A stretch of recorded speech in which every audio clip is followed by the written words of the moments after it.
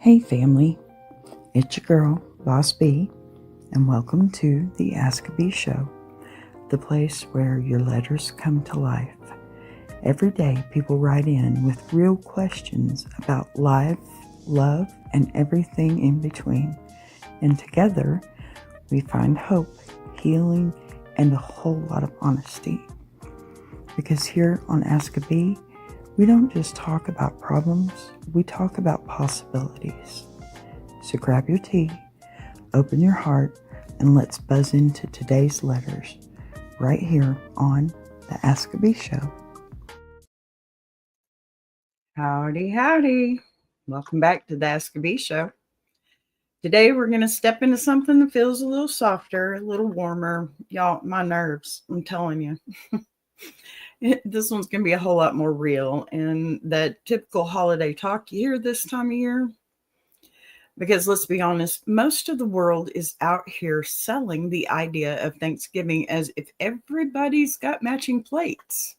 You know, a professionally roasted turkey or pumpkin centerpieces from Pinterest, and I don't know, a $300 grocery run sitting pretty on the corner or counter.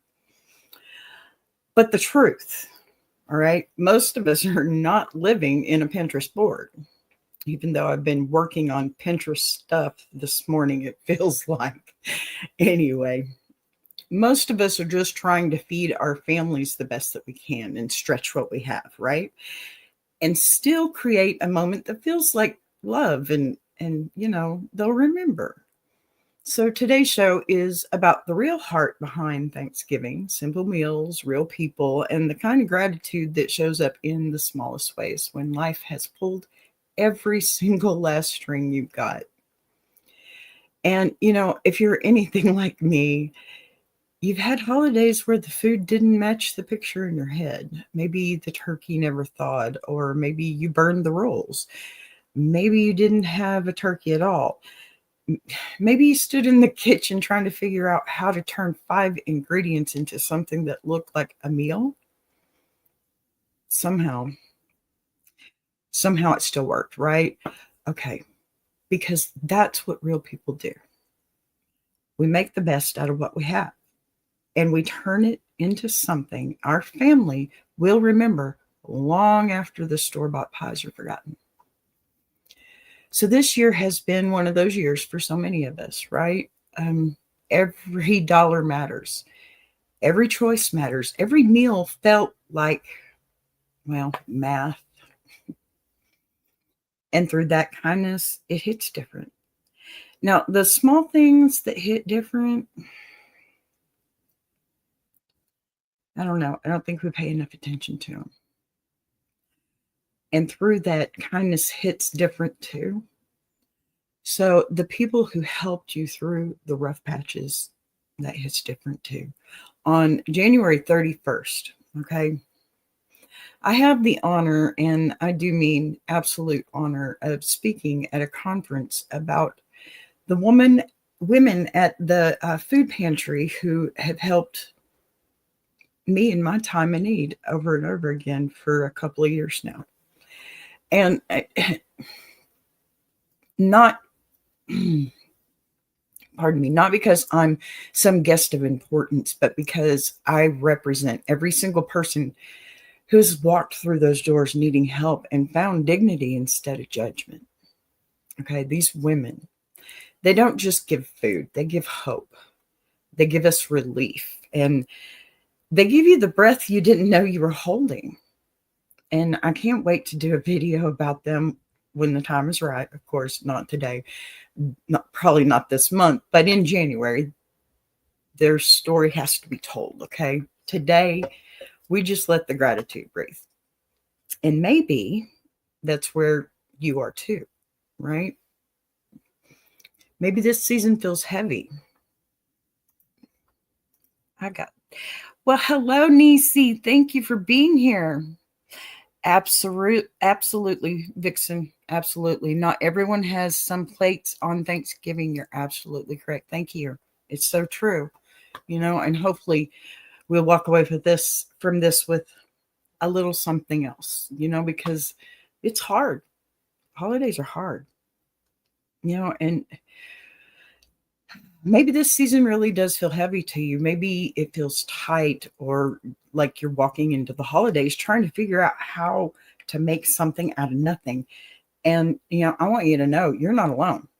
There are ways to create a beautiful Thanksgiving without the stress, without the pressure.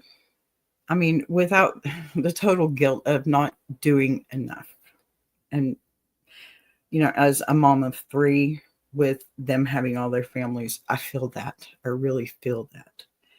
And we're just going to go ahead and talk about simple meals that can feed a family without draining your wallet. And we're going to talk about homemade gift ideas that look expensive but cost nothing. Okay. Because the best gifts they're not measured in money, they're measured in meaning. And we're going to talk about slowing down enough to find gratitude in your life. Oh, you did, honey. That's okay. You can go watch the replay. I'm here. I hope everything was okay. That's my plus sister right there. Love that lady. So, yeah, I want to do this without draining your wallet. We're going to talk about homemade gift ideas that look really good, right? So, most importantly, we're going to talk about how to give yourself grace during a season that demands more of us than any other. Okay, that's not a very convincing yeah, but I'm going to trust you. I love you, doll. I'm here if you need me. I told Big Jack to give you my number. You could call me anytime, just not during the show, because then they'll have one on me. You missed it. Okay. Because gratitude isn't loud, and gratitude, we know, is not flashy. All right. It's a tiny moment where you realize I made it through that. Okay, good. I'm so glad. I'm here and I love you very, very much. Okay, gratitude. Gratitude is having something to put on the table, even if it doesn't look like the commercials. Okay. There we go with watching everybody's good reels again, too. Gratitude is the people who stood by you this year, even when they didn't have to. And the memories you're making right now, even if the house is messy and life is imperfect, gratitude is real people doing their best. And that's the entire point of Thanksgiving. At least it is for me. So today, settle in with me. This one's going to be a minute, but we're going to laugh a little, as always, and we're going to have some real talk. We're going to share ideas, stories, and in true Ask-a-Bee style, we're going to end it all with a music trivia moment straight out of rock history today. Because nothing really keeps the show grounded quite like blending real life wisdom, with the soundtrack of the people who shaped our memories. So let me tell you, today's holiday rock trivia has a twist that even the biggest fans don't know. You know what? Simple meals, real talk, true gratitude. And honey, if there was ever a time for a show like this, it's right now. All right, y'all. Before we dive into the meals and the gift ideas and all the heart of today's show, we have to slide into my favorite part. Ask-a-Bee music trivia. That's me. Because even during the holidays, we keep the music alive around here. Okay. And you already know music hits different this time of year too. There's something about the lights, the cold air when you have it, not in Texas, but the feeling of everything slowing down that makes even the toughest person soften up when the right song comes on. And I'm going to tell you right now, Christmas music isn't just carols and choirs. The rock world has some of the wildest, strangest, most unexpected holiday stories you'll ever hear. So today's trivia is staying true to our roots. We're keeping it musical. We're keeping it rock, and we're giving you a little peek behind the curtain of a holiday track. And that has a deeper story than anyone realizes too, okay? It's one of those songs you might have heard without even knowing the history behind it. And trust me, when you find out what really went on into this, it hits you right in the chest, because even rock legends have their own way of showing heart during the holidays. And I wanted to bring this one today because it goes hand in hand with everything we're talking about: gratitude, history, what we carry with us from the people who, they shaped us, and the little things that find their way into the season, whether we expect it or not. Okay, honey, I'm glad you're back. This is a holiday track with roots deeper than Christmas song. And it's deeper than any Christmas song has any right to have, if you ask me. But the story behind it is something only the true fans would ever really know. So let me get ready. Okay, because let's get our minds warmed up. Pardon me. Going to lean into a little holiday mystery for this one. I've got a Leonard Skinner holiday story lined up that is going to surprise you, even if you've been a fan your whole life, or even if you haven't. Get your guesses ready, because this is one of those bits of trivia that makes you go, no way, really? All right. Ask B holiday trivia starts right now. Let's do this. Okay. Here's your holiday music trivia for today. Here, let me pull that down because it looks like it's right in the way. We're going to head straight into the world of Leonard Skinner for this one. Now, most people know Leonard Skinner for anthems, the guitar, the grit, the history. But what a lot of folks don't realize is that tucked inside their catalog is a Christmas song with a story deeper than the holiday lights and the jingle of the season. The song is Southern rock holiday track, warm, nostalgic, and carrying lots of that signature Skinner soul. But behind the scenes, something rare happened. When the band decided to bring that song to life, when they sat down to shape the track, they didn't just pull from the present. They didn't just write something new. They reached back, far back, into the heart of their own history. And what they used is something almost no fans knew about. Something that ties the band's past to the present in a way that hits especially hard this time of year. So here's the question. What deeply personal and rarely known piece of Leonard Skinner's history did the band use when creating Christmas Time Again? Something that connected the final song to the legacy of their original frontman, Ronnie Van Zant. Now, y'all think on that for a minute. Roll that question around in your head, and while you're thinking, go ahead and enjoy this little fact. Leonard Skinner, one of my favorites. All righty, let's get back over here. So now it's time for our funny letter, because I can't just dive into the deep stuff. And, when it's funny, it's funny. We have to stretch our energy legs with this one, just like I told Walt the other day. Beautiful episode, might I add, too. You all should go back and watch that one. Okay. While that trivia question is simmering in your brain like gravy and on a back burner, like in my house, it is time for one of my absolute favorites. This is my absolute favorites. The funny letter part. And listen, I already know some of you have been waiting for this part, because holidays brings out the absolute best dumb decisions, the wildest family stories, and the kind of chaos you can't make up. Not even if you tried, right? I don't know what it is about November and December, but something about this season makes people lose their entire natural born minds, right?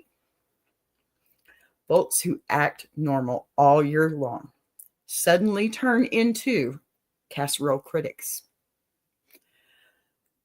pie inspectors, and turkey commandos with clipboards. Yeah. And every year, without fail, somebody writes in with a situation that makes me go, now listen, we can't be doing this. So since today's theme is simple meals, real people, and true gratitude, I felt like we needed a funny letter that reflects real life. The kind of stuff nobody posts on Facebook because they're just too busy pretending their life is a Hallmark moment. So, because let's be honest, real Thanksgiving isn't calm. It isn't elegant. Okay. It's just not. It's not peaceful. Real Thanksgiving is noise, mess, somebody yelling about the oven temperature, somebody else hiding in the bathroom, and everybody pretending that they didn't hear the smoke detector go off. We know this is true. So get yourself ready because today's funny letter is one of those stories that reminds us we're all just trying our best. And some of us are trying while wobbling, I guess, on the last thread of sanity, pick me, held together with duct tape and hope. Yeah, no. This one had me laughing immediately because it is exactly the kind of holiday shenanigans that happen to real people, namely me. Not the Pinterest models, okay? No, no, no. Not that my table is perfect, folks. That's not me either. No, no, no. It's done eat. But the rest of us who are building tradition out of broken spoons and vibes, let's read it, let's laugh, and let's remind ourselves that sometimes the funniest moments are the ones we never tell the family. Oh, but we're absolutely right to ask a bee. Oh, buckle up. This one's good. Okay, give me 1 second here. This one's going to take a breath or two. Oh, my goodness. So, this one is signed by Can I Borrow Your Oven? I need help before I lose the last 3 brain cells I have been protecting since Halloween. Honey, you are doing better than me already. I'm hosting Thanksgiving this year. First mistake. Not because I want to, but because I opened my mouth at the wrong time and said, sure, I can do it.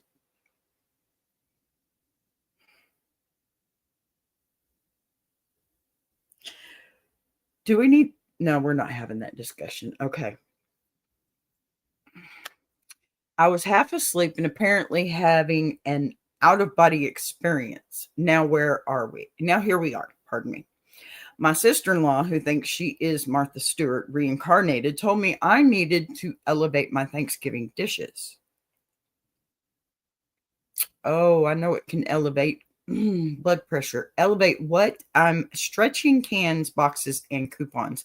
The only thing getting elevated in this house is my blood pressure. See, she said I should make homemade cranberry sauce with notes of citrus and bright acidity.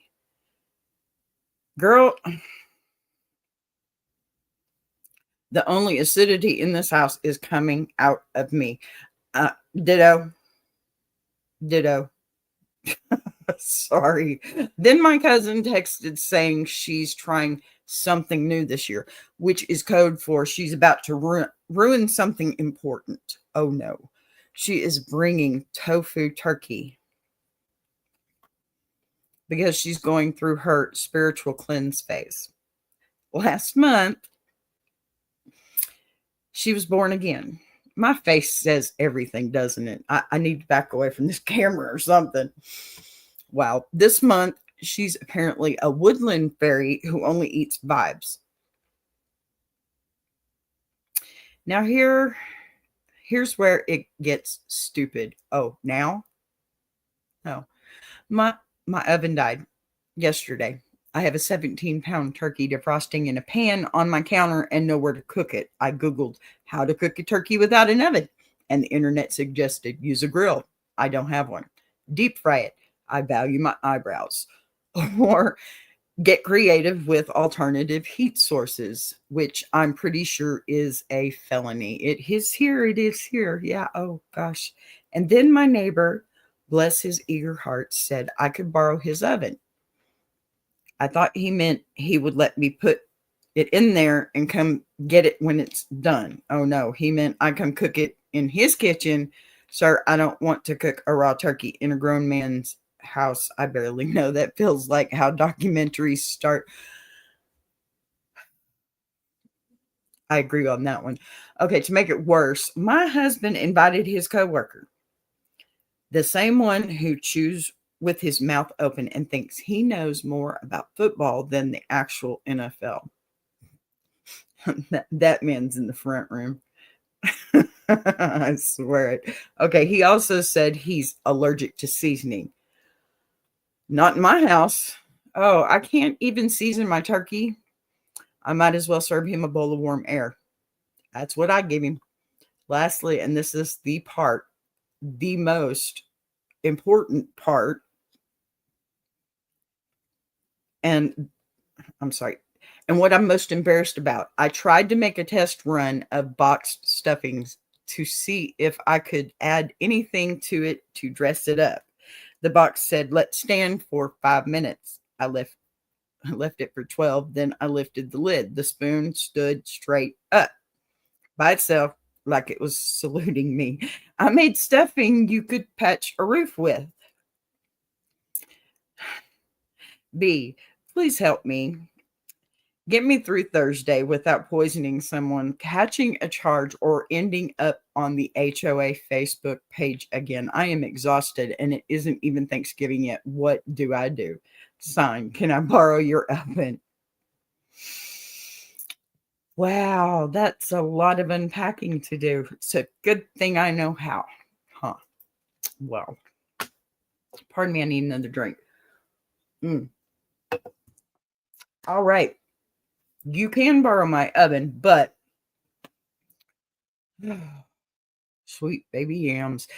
Pull up a chair because we got to talk. Okay. First of all, you are not cooking Thanksgiving, you are surviving it. You're in the trenches, knee deep in cranberry chaos, right? And you're doing it with broken oven, a tofu turkey, and a man allergic to seasoning. Girl, that's not a holiday. That's a reality show waiting to happen. Perfect timing, too, right? Let's start with your Martha Stewart in law.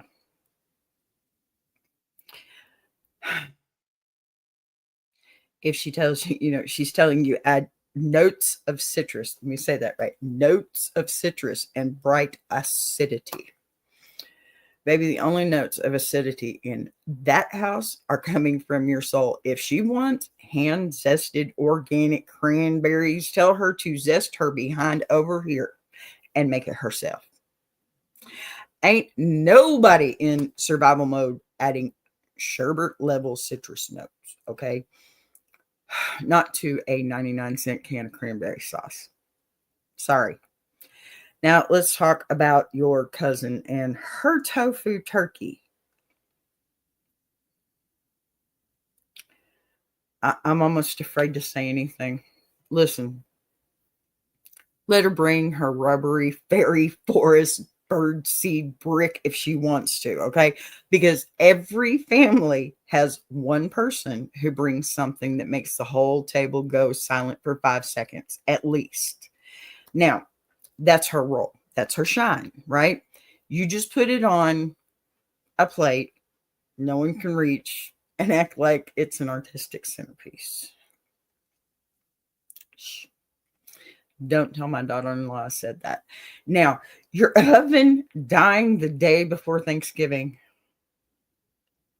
Didn't we just talk about turkey? Didn't we just talk about Murphy's Law? I think we did, right? Okay, it's not sabotage. I think more that's God himself saying, baby, sit down. You have suffered long enough. And then your neighbor offering his kitchen, do not go over there. Please do not go over there alone. Not with the raw turkey and your hopes and dreams. Okay, that man is one misunderstood eyebrow wiggle. Yeah. Oh, away. Oh no, I can't even talk about this one. It's crazy. Just politely, politely decline. Yeah, yeah. Tell him your turkey is at peace and has chosen another path. Yeah. Goodness. Now, for the coworker who's allergic to seasoning, I have one suggestion. Give him a plate of ice, just ice, frozen water, zero flavor. It's the only fully hypoallergenic item that won't offend his delicate taste buds, right? Let him crunch and be grateful. And baby, the stuffing, if the spoon stood up like it was pledging allegiance to the flag, you didn't make stuffing, you made construction compound. Um, Home Depot could stock that. But that's not a side dish. Okay, that's a total patch kit. That's something you used to fix pothole and anchor a trampoline, maybe. If you throw that at a wall and it sticks, you're officially a culinary threat. Got me? Here's the good news. There is some of that. You don't need an oven, you don't need perfection, and you definitely don't need circus or citrus, pardon me, citrus noted anything. You can do stovetop turkey breast, crock pot turkey, rotisserie chicken on sale, sides made in one pot, and a dessert from a box. Nobody will care, okay? Because real Thanksgiving isn't about gourmet anything. It's about laughing your way through disasters, feeding people you love with whatever you've got, and pretending the tofu turkey is interesting at the very least until your cousin leaves and you can throw it away in peace, right? Sorry, I'm not a tofu eater. All right, you're gonna be fine, baby. You're already survived the hardest part, right? The planning. Everything from here on out is just gravy. And if the gravy fails, guess what? They make packets for that too. My goodness. My goodness. Holiday stuff. Holidays. You know, I love them. All right, y'all. Now that we've wiped the tears from our eyes and clenched our stomachs from laughing at that Thanksgiving survival saga, I want to take a breath together and shift gears for a moment. Because as funny as holiday chaos can be, and Lord knows it gives us material, there's another side to this season, right? That deserves just as much space. The part that it isn't polished or loud or Instagram ready. The part we don't always talk about at the table, right? This is the time of year when emotions get really heavy for a lot of people. Some of us are stretching meals. Some of us are missing people who won't be at the table this year. I have a lot of those right now. Some of us are walking into holidays with worry in our chest that we never say out loud. And some of us, maybe you listening right now, are doing the absolute best you can with what you have, even when it feels like nobody sees how hard you're carrying it. That's why I love this part of the show. Okay. This is where we get to let the real stuff breathe. It's where we can shake off the pressure to perform or pretend, and we can let someone's story sit in the room with honesty and tenderness and grace, because Thanksgiving isn't just about food or decorations or who's bringing what. It's also about the hearts sitting at the table, the ones who are tired, right? The ones who are hopeful and hurting. And, we're all trying. Everyone knows. There's a lot of us rebuilding. The ones who don't really feel seen, the ones who feel grateful and guilty at the same time. And Our more serious letter is the moment that we can pause and say, you're not the only one, and you're not crazy, and you're definitely not failing. You're human. You're allowed to feel what you feel. Okay. Today's letter fits perfectly with this theme. Thanksgiving stripped down to what truly matters, with simple meals, real people, and gratitude that shows up in unexpected places. This one is honest. It's going to be a little raw. It's a little tender. And it's exactly the kind of note someone out there needs to hear today. Okay, so take a breath, settle in, and let's open today's serious letter together. Now, dear B, pardon me, I should probably, there we go. This year, I'm having a harder time than I expected. I'm usually the one who tries to make the holidays feel special for everyone else. The one who cooks, who decorates, who tries to create some kind of magic, even if everything around me feels anything but magical. But this year, I don't have it in me the way I used to. Money's tight, the house feels different, and I'm walking into Thanksgiving with a kind of heaviness I didn't see coming. My kids are older now, and for the first time, they asked me if we were even doing Thanksgiving at home this year because they didn't want me to stress out again. They weren't saying it to be rude. I know that. They were saying it because they've watched me carry too much, and hearing it felt like somebody held up a mirror I wasn't ready to look into. I didn't realize how much they noticed. I want to give them a good day. I want to make the meal, even if it's small. I want to create that feeling of family that I always tried so hard to protect. But the truth is, I feel ashamed that I can't do it the way I used to. I feel like I'm falling short. I feel you, girl. I feel you. Part of me wants to pretend everything is fine, make a big spread like always, and hide the stress behind the smile. But the bigger part of me is tired of pretending.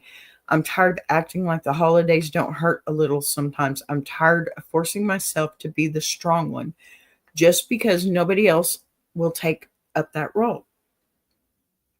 Here's the part I haven't said out loud to anyone.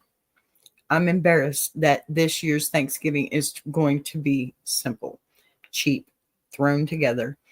I know my kids love me. I know the food doesn't define the day. I know all the things people say, but it doesn't stop me from feeling like I'm not enough this year. I guess I guess what I'm asking B is, how do you get through the holidays when you can't give as much as you want to? How do you find gratitude when you're looking at a table that feels smaller than it used to be? How do you shake the shame of not being able to do it all anymore? I don't want to dread Thanksgiving. I want to feel thankful. I want to feel peace. And I want to feel like I'm doing right by my family, even if it's not perfect, even if it's not big, and even if I'm not the same person I was 10 years ago. I don't know if anyone else feels like this, but I hope it's not just me.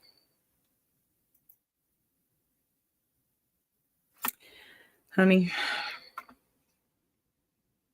the very first thing I want you to hear, and I mean really hear, is that nothing is about your worth as a mother or as a woman or as a person, or a person who disappears just because this Thanksgiving looks different than last year's or the year before. Life changes, circumstances change, seasons shift in ways we don't see. And sometimes they shift right beneath our feet.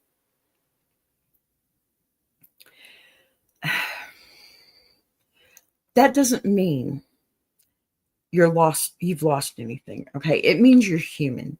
And being human in the holidays is not something you should ever feel ashamed of. Now, you said your kids told you they didn't want you stressing this year. Baby girl, that's not criticism. Okay. That's love. That's your children, the same ones you've poured yourself into, sacrificed for, protected, fed, comforted, carried, okay? Not looking at you and saying, Mama, we see you. Come on. They see you. They know what you do. And I know all this time it doesn't feel like that. But they're telling you, we don't want you to hurt yourself to make something perfect for us. That's not failure. Oh my goodness. That is fruit. That is what happens when children grow up with a mother who showed them love through exhaustion. Okay. And they grew up enough to finally reflect that care back to you. That's not a loss. That's a harvest you planted years ago. Listen, it's easy to feel ashamed when the table is smaller, the budget is tighter, and you can't recreate the big spreads you used to. But I want you to understand this, okay? The size of the meal has never, ever determined the size of the memory. It has not. People remember laughter and warmth, and they remember who sat next to them, who listened, who cared and showed up, okay? They do not remember how many casseroles were on the table. They don't remember. They don't remember the menu. They remember the moment, okay? And if all you can manage this year is a simple meal, a calm atmosphere, and a heart that's trying its best, baby girl, you've already given them more, way more than most families ever get. I want you to release this whole idea that you have to be the glue, the backbone. No, you don't have to be the chef and the decorator or the entertainer, okay? Don't be the emotional shock absorber. You've spent years doing that, and yes, your kids noticed. They did, but not in a way that should make you feel ashamed, okay? They noticed it in a way that made them realize their mama is human and she deserves help, rest, comfort, peace, and she's been doing such an amazing job. Absolutely. This might be the first year that they get to love you back in a way you can actually feel. Let them, please. Let your kids handle the dishes. Let the day be small. Let the moment breathe instead of forcing a performance that you can't sustain anymore. Now, you asked to find gratitude when the table is smaller. Oh, baby girl, sometimes the smallest table has the biggest heart. Sometimes the quietest holidays are the ones that heal the most, okay? Sometimes the years where we do less are the years where we finally understand that enough really means enough. Gratitude isn't loud, okay? It's not complicated either. Gratitude is recognizing that even in a year that felt heavy, you'll still have love in that house. You still have people who care. You still have a place at the table, even if the table looks different, okay? I've learned this the hard way in 2020 when my mom passed. And you know how hard it is for a girl when her mother passes. You know how hard it is for an only child, an only girl when her mother passes. It's been rough for me. Holidays are awful for me. They're awful. But my kids are starting to recognize. Okay?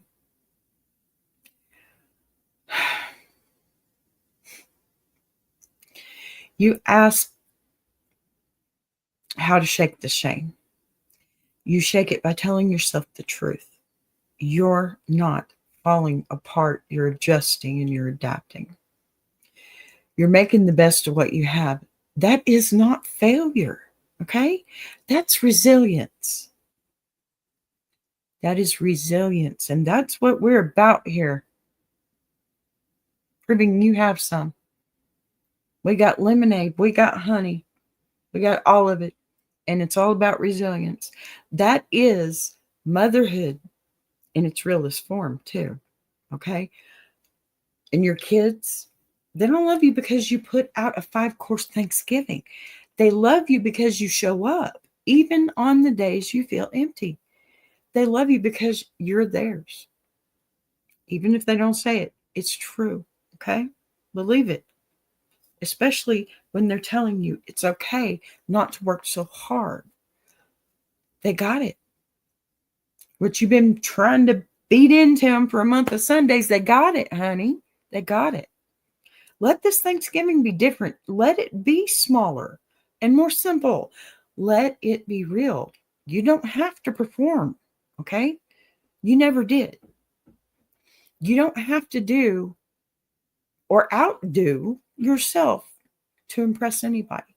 You just have to be present. You are enough right now. You were enough last year. You will be enough next year. And nothing about your table, big or small, changes that truth. Now, look, there are so many things that you can do, pardon me, outside of this huge presentation that you think you should do. Okay. You know, I understand tradition. I truly do. And I try to be somewhat traditional with my family. And if you have to have that exact meal that you have every single year, then you know what you can do? Instead of making enough for Cox's Army, make enough for your tiny family. You don't have to have leftovers. Yes, I know how wonderful they are for the week past, but guess what? That saves you money too. So sure, do what you can afford. Listen, one year, and it was hard for me because I've got one child out of 3, out of my entire freaking family, right? That likes dark meat. Just one.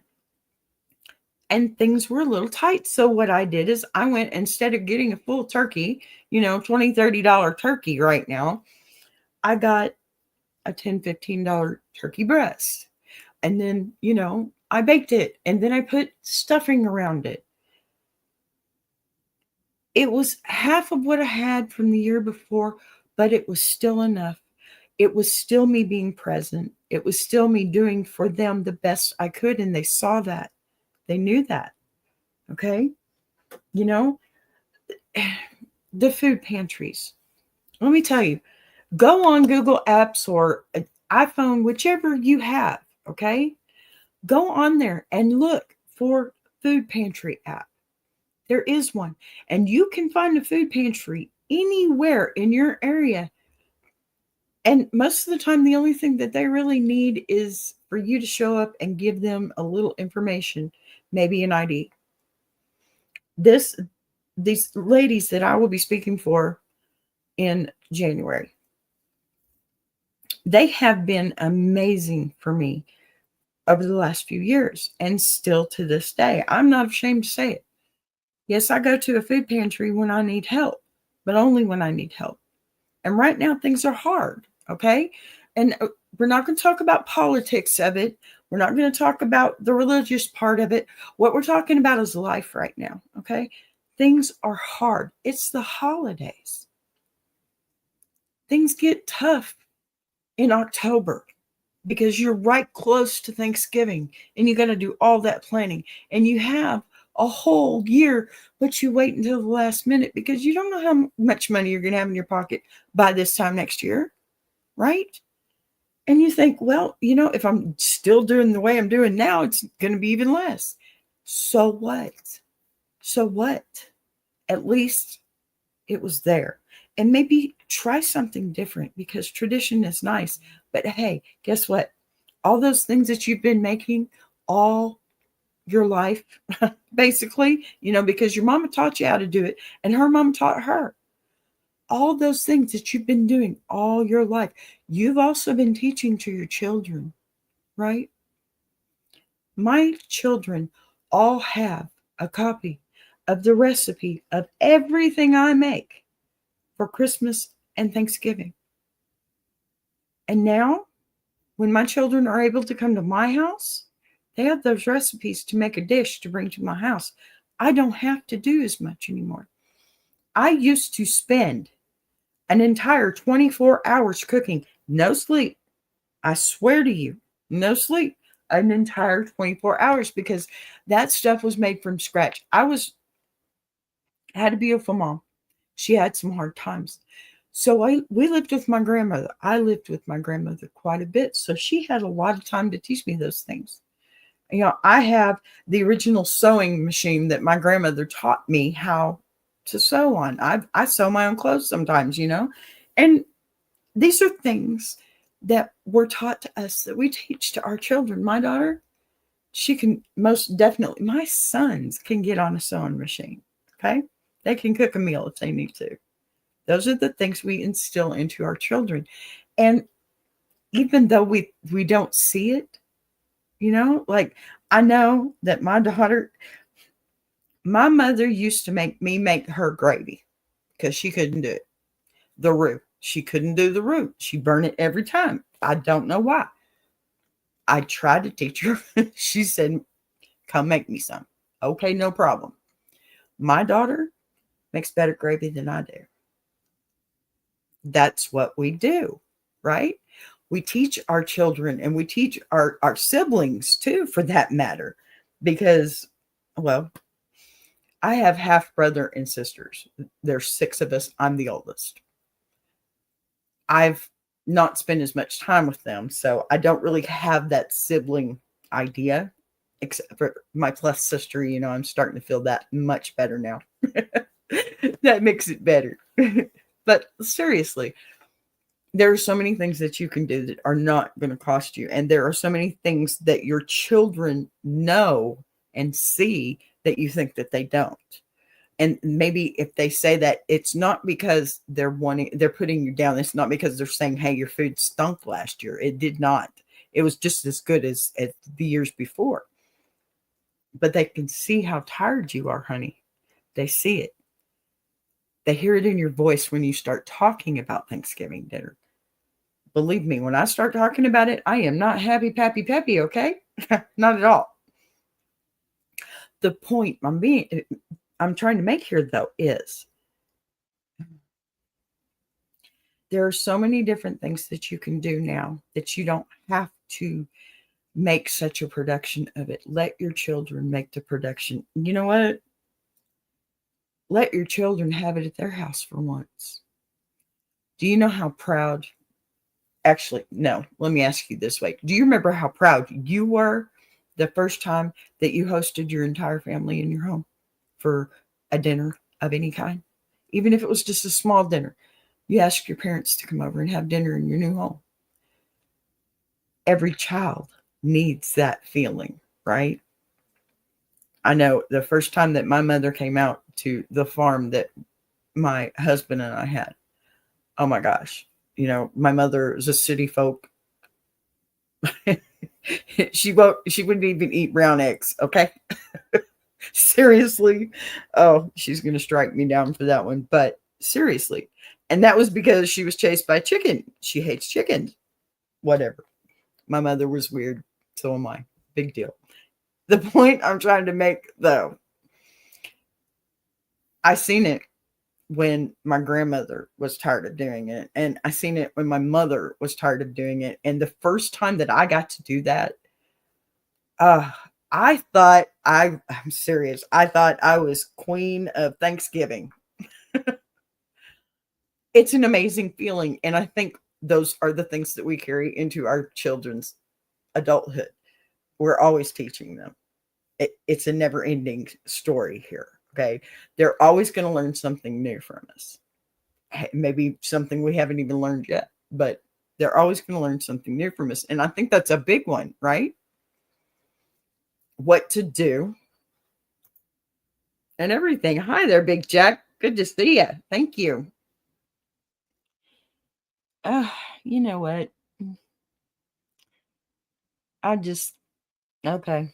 That's Twitch. Not my problem. Anyway, So here's the point. There are things you can do. There are gifts that you can make for Christmas. There are so many things that I'm doing with my granddaughter right now. I'm helping her make a gift for everybody because that's what I do. I like to make my gifts. And there are so many things you can do that are so inexpensive. If you have a baby in the house, save your baby jars. DIY is so cool. And you know what? I DIY all day long, from everything to nothing. Right now, I'm trying to build my granddaughter a nice little workspace where she can do her schoolwork, which, yes, she's almost 4 years old. It's pre-K stuff, but we want her to be ready. Can't afford daycare right now. It's the holidays, it's all of it. But so we are just trying to make her a little space where she has her quiet time and everything, right? And it's working. And when I get off of here today, I'm going to go right back to it because she's going to be here tomorrow and I'm trying to surprise her a little bit. It's turning out really good. And I may even show a picture of it, but I don't work well with people watching. So I'm not filming that. Anyway, all right. We are into our trivia answer. Shall we? All right, y'all. I want you to take a second and really think about the weight of the question we just asked, because holiday trivia usually feels light, okay? Let me bring this up again for you. Here we go. Yes, I made a little video for it. It's so cool. I'm so smarticle. What deeply personal and rarely known piece of Leonard Skinner's history did the band use when creating Christmas Time Again, something that connected the final song to the legacy of their own original frontman, Ronnie Van Zant? Now, the answer to today's Leonard Skinner holiday trivia is one of those pieces of history moments that it sits quietly in the background until somebody finally pulls the curtain back and says, no, y'all need to hear this. Now, when Leonard Skinner worked on Christmas Time Again, they weren't just trying to make a holiday song. They weren't trying to jump on a trend or put out like a quick seasonal track. They were trying to create something that felt rooted in their identity, in their history, especially, and in everything they had lived through as a band that had experienced both unimaginable success and unimaginable loss. Most people hear that song and think, oh, that's Skinner during a Christmas moment. But behind the scenes, something far more meaningful happened, okay? Instead of writing brand new lyrics from scratch, the surviving members reached out into a part of their past that, most bands don't touch. A part of what was painful and sacred and deeply personal. They pulled out a box of Ronnie Van Zant's old written notebooks. Not polished lyrics, not typed out sheets, actual notebooks filled with his scribbles, ideas, unfinished thoughts, his half-written lines, and the kind of raw creativity that gets left behind when an artist is taken too soon. Wow, imagine that for a moment, okay?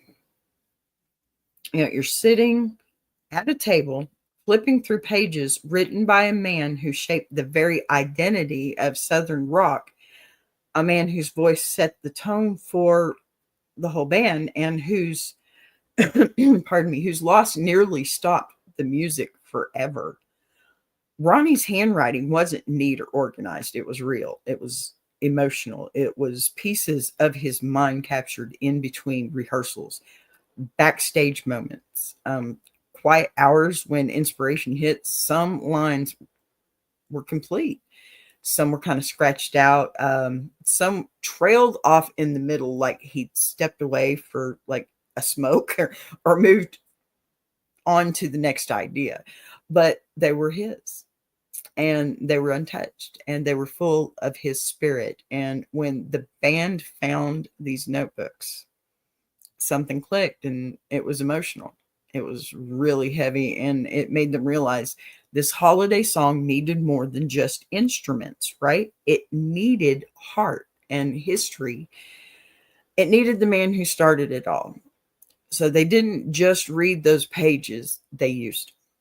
They took Ronnie's words, whose forgotten piece of poetry, the fragments of ideas, those really emotional sparks, and wove them directly into Christmas time again.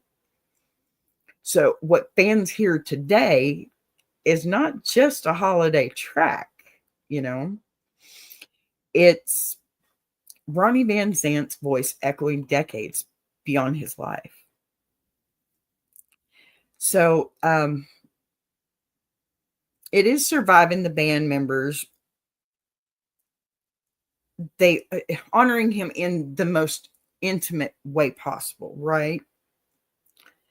Not by recreating him, not by copying him, but by carrying forward the lines he never got the chance to finish. They shaped the song around Ronnie's original handwritten notes, giving his words a second life, and they anchored the entire track to the root of the bands. So,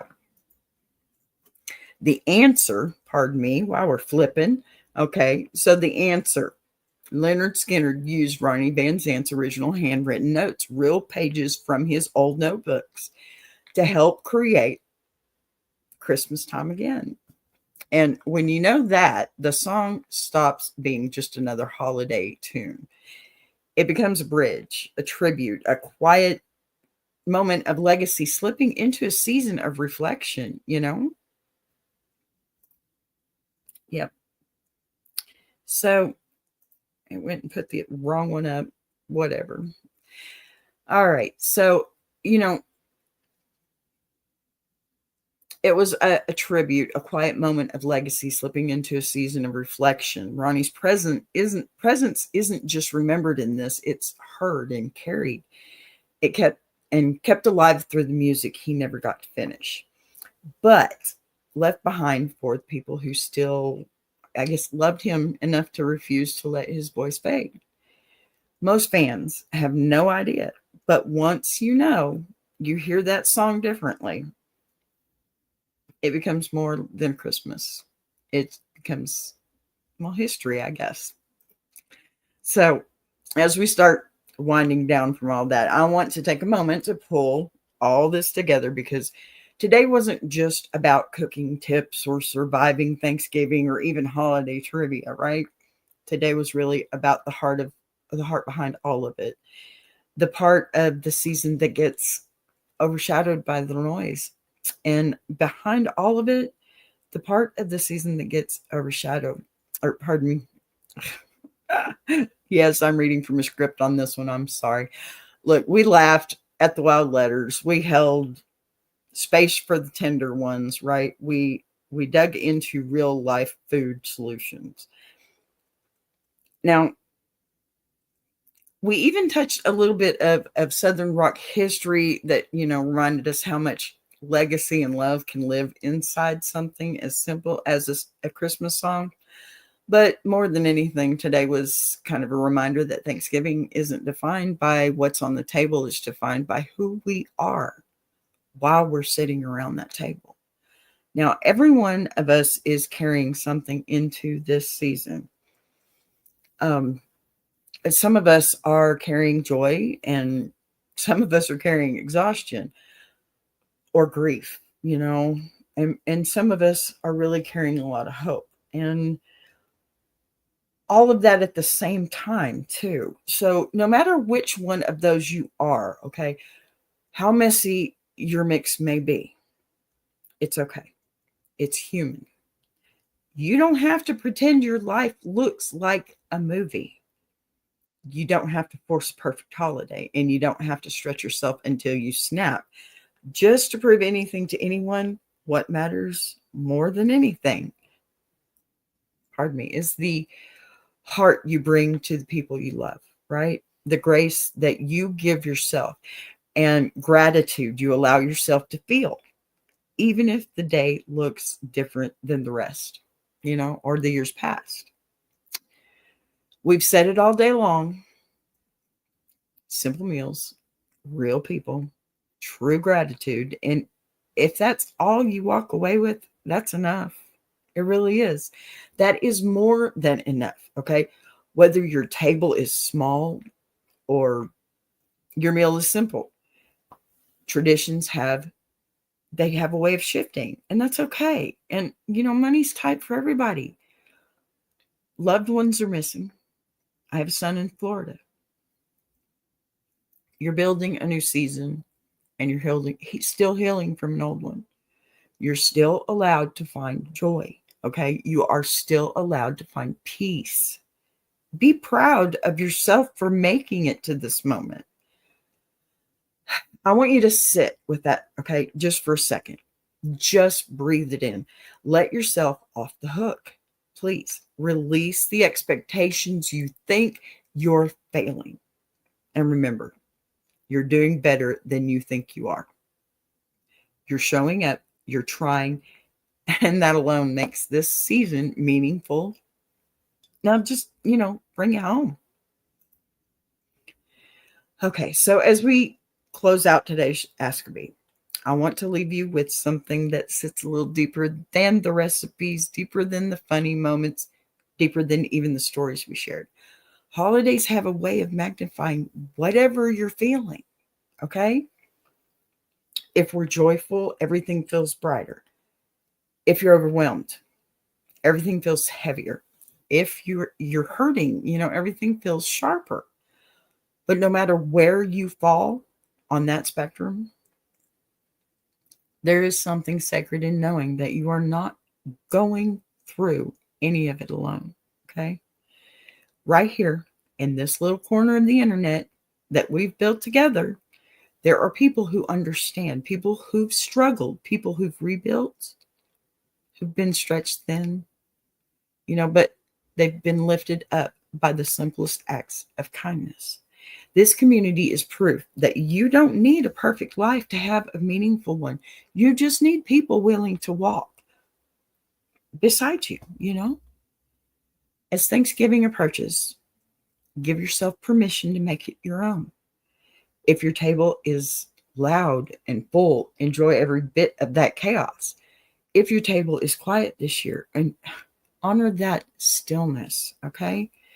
If your budget is tight, let simple food be enough. If your heart is heavy, give yourself grace. I can't stress that enough. You've got to give yourself some grace, honey. And if you're blessed with abundance, share it gently. Gratitude isn't about pretending everything is perfect. It's about finding the things, however small, that remind you're still here, still standing, still capable of love and being loved. Okay? And sometimes that gratitude shows up in the form of someone handing you a box of food when you need it most. Sometimes it shows up in the form of a stranger's kindness. And even sometimes it shows up in the moment when you laugh harder than you really expected to. Sometimes it even shows up right here in the time we spend together, building something that makes everyday life feel a little lighter. So be proud of yourself today, truly, okay? You tuned in, you participated, you shared space, and you reminded yourself that you're worth showing up for. And as you walk into the rest of your week, carry that with you. Carry it in your heart, in your head, okay? Let it be a reminder that you matter. Your story matters, and your presence most definitely matters. And even on the days when you feel invisible, you are seen right here. Remember that you have every right to build a future that fits you. Not the version people expect, but the version that gives you peace. Thank you. Thank you so much for spending this time with me. Thank you for trusting me with your letters and your stories and your laughter and your vulnerability. And definitely thank you for your presence. Wherever you're headed today, into work, into errands, into childcare, into the kitchen, or into a moment of much needed rest, I hope you carry a little more light with you than you walked in with today. And if nobody has told you this today, I am proud of you. I am so grateful for you. And I'll see you right back here on the next XB tomorrow, 12 Central. Until then, take care of yourselves. Take care of each other. Niecy, have a blessed day. Plus, sister, I love you, honey. I'm here if you need me. And make your week filled with grace you didn't expect and blessings you didn't see coming. Goodbye, y'all. I love you, and I'll see you tomorrow. Hey, happy Thanksgiving. Bye.